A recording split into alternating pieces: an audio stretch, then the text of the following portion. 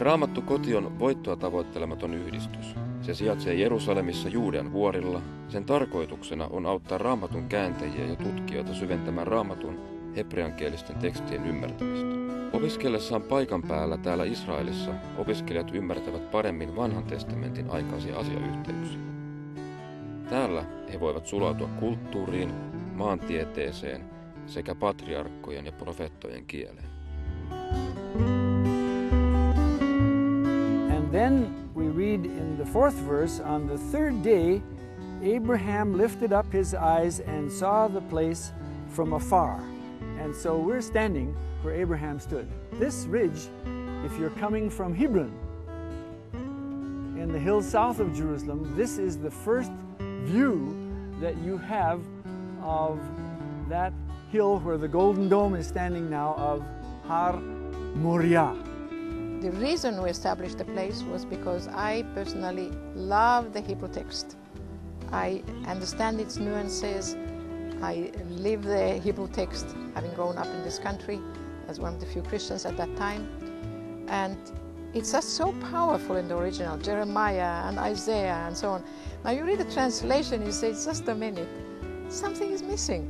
My husband, Halvor Ronning, loves the land in terms of the country, in terms of archaeology, in terms of the locations.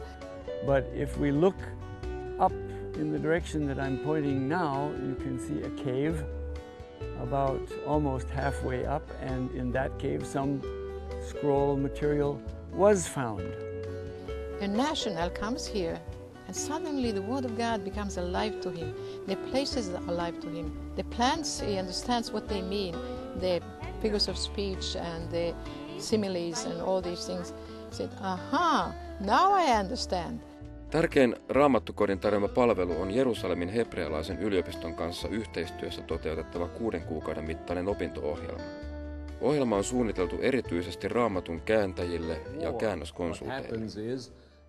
Arkeologit, professorit ja asiantuntijat, kuten Ronis Maos, yhdessä perustivat Raamatun opiskeluun sopivat puitteet ja käännöstyöhön tarkoitetun kenttä- ja luokkatyöskentelyn.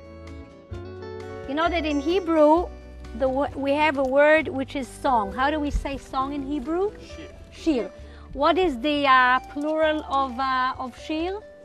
Shirim. Now, if you want to say poetry in general, how do you say? Shira.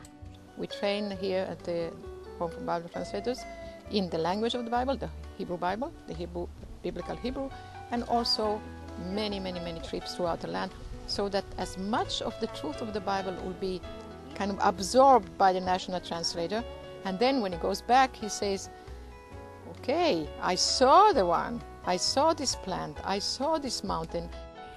And he built a tower, and this is where we are right now. We are now standing in a tower. I don't know whether you noticed it, but we're now standing here, sitting next to a tower. What kind of a tower is it? A watchtower. Bible translation really represents a world vision to give the Word of God to as many nations as possible. You're going to be asking how many nations have the Bible, and we have exact numbers, and it's pretty low. It's only 475 languages which have the complete Bible, Old and New Testament. And because of my 6-month stay here with Home Bible Translator at the Hebrew University, all my ministry was totally changed. I became better, even with my relation with God. Alme menehot yenaha leni. That's it. By restful waters he will lead me. Yes. And in my English translation it says still waters. What does it say in French? In French it says, il me dirige près des eaux paisibles. And what kind of water is that? Some water who's not moving. Not moving, yes. Yeah, yes, and now we had people from some areas of Africa say that's bad water. Yeah, of course. Because it means malaria swamp. Malaria, yes, that's you know? Yeah, yes. And so you have to think, even though you know what the Hebrew says, you have to think how in my language to say it so I don't give the wrong idea. Yes.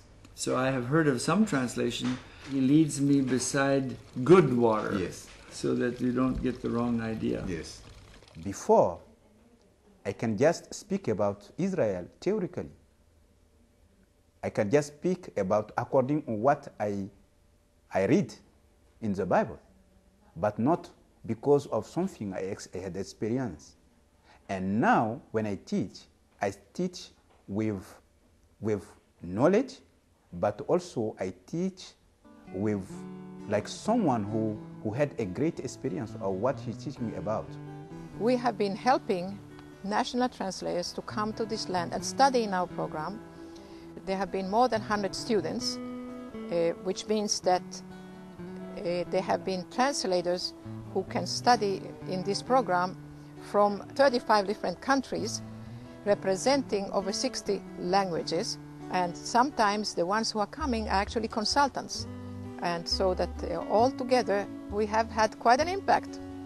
Since 1998, I've been working on the Tuvan Bible translation in South Siberia within the Russian Federation. We completed the full Bible into the Tuvan language and published it in 2011, and it is Bible 472 among the world's languages. Apart from the 15 countries that we have had in Africa, we now have also some 8 different locations, 8 different languages in Russia, former Soviet Union, that are now going to be able to have a more accurate translation by these consultants coming here. Vitali Voinovin lailla Raamattukodin kouluttamat raamatun kääntäjät ja konsultit tekevät mahdolliseksi tarkasti käännetyn vanhan testamentin lukemisen omalla äidinkielellä 68 miljoonalle ihmiselle ympäri maailmaa. Having something on paper with ink on paper, that's text, we believe it, but we don't get into its real essence. And we can imagine things, we can read books about the words that we're translating, but when you come and you see the 3 different types of valley, when you see the emek and the gai and the bika, you say, wow, these things are really different, and now I know why I really need to be detail-oriented when I work through the Hebrew text verse by verse. We want to give our readers as close, as accurate as possible a rendition of the Hebrew text. And having just words is like seeing it in black and white, but you come here and you see it in full color.